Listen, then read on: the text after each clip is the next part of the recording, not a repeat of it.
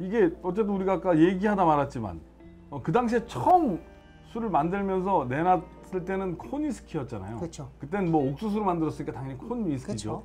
근데 그때 내놨던 이름이 뭔지 알아요? Old Jake Beam Old Jake Beam? Sour Mash. 발음 좋다.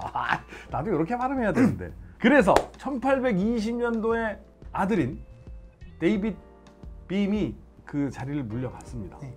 그래서 이분이 정식으로 이제 증류소를 설립하면서 잘 되기 시작해요. 어떤 식으로 운영을 했냐면 증기선, 철도 이런 걸 이용해서 술을 실어날리기 시작해요. 그 당시 미국의 가장 활락의 도시는 뉴올리언즈였거든요. 그렇죠. 네. 재즈의 도시. 그렇죠. 뉴올리언즈가 그 당시에 최고 활락과 미각의 도시였는데 그쪽에 이제 술들이 너무 잘 나가기 시작한 거예요.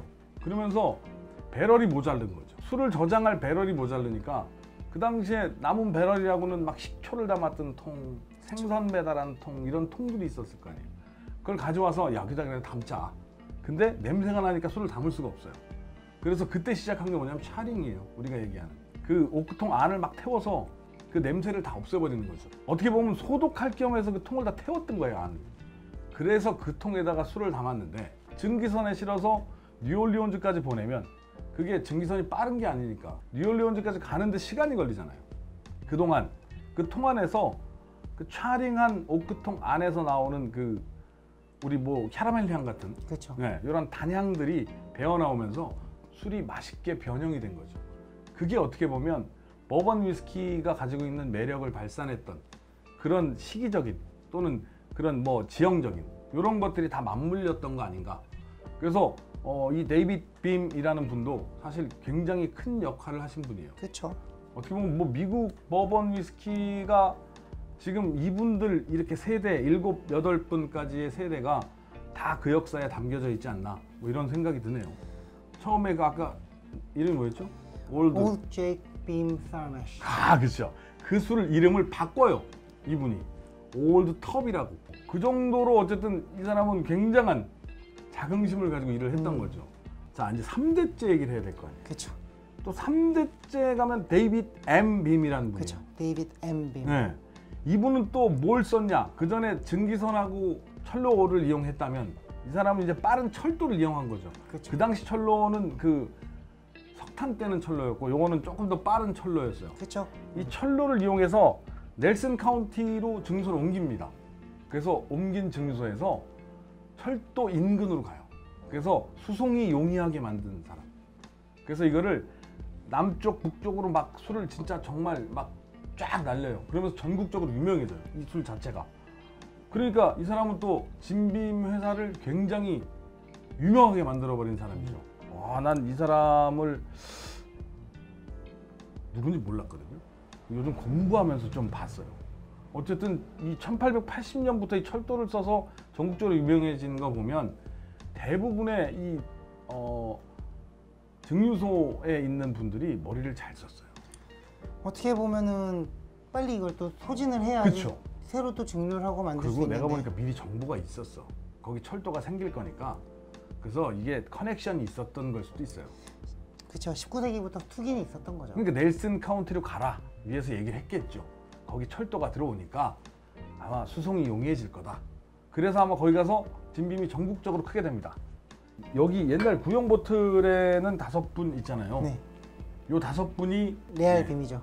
요 이제 5분 이후로는 사실은 이제 부커 노 가문이에요. 그쵸. 예. 일단 네 번째 분이 1894년도에 바통을 이어받았어요. 근데 제임스 B 빔이거든요. 그쵸.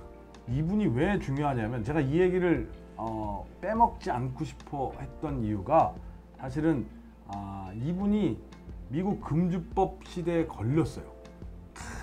걸렸다는 게 이분이 뭐 법을 어겼다는 게 아니고 그래서 1919년에 미국이 금주법이 실행이 되면서 증류소가 문을 닫아요. 어쩔 수 없이 증류를 할 수 없는 상황이 돼버린 거죠. 이분도 평생 아버지의 뒤를 이어서 증류소에서 근무를 했으니까 얼마나 속이 답답했겠습니까? 그렇죠. 그죠? 네. 그래서 1933년도까지 이게 이어졌으니까 거의 13년, 14년간 이 금주법이 실행이 됐거든요. 그동안 아예 술을 만들지 못했던 거죠. 그러면서 1934년도, 33년도에 켄터키주 클레몬트 지역에다가 증류소를 설립을 해요.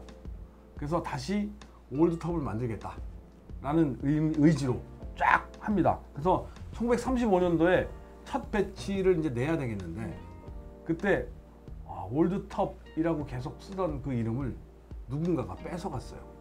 그래서 상표권을 쓸 수 없게 됐습니다. 그래서 그때 이름을 바꿨죠. 그때 바꾼 이름이 클로넬 제임스 B 버번 이렇게 바꿨어요. 이 사람 이름이 클로넬 제임스 B 비빔. 네, 비빔이거든요. 그래서 클로넬 제임스 비빔 버번 이렇게 해서 상표를 내게 되죠. 그래서 그 다음에 바통을 이어받은 예레미야 빔, 요 5번째 계시는 네. 예레미야 빔이 그 다음에 바통을 이어받아서 진빔이라는 이름으로 술을 출시하게 됩니다. 그러니까 이제야 진빔이 나오는 거죠. 정말 지금 저희가 마시고 있는 진빔이 그렇죠. 그때 나온 거죠. 예레미야 빔까지 가야 5대까지 가야 이분이 1935년도에 바통을 받았거든요. 근데 이분까지 가야 이제 비로소 진빔이라는 술이 만들어지고요. 그다음 지금 우리가 알고 있는 제임스 B 빔 디슬링 컴퍼니 이렇게 해서 회사가 완성이 됩니다. 네네네. 이야, 힘드네요. 진짜 몇 년이에요? 1935년도 이분이 받았으니까. 네. 거의 뭐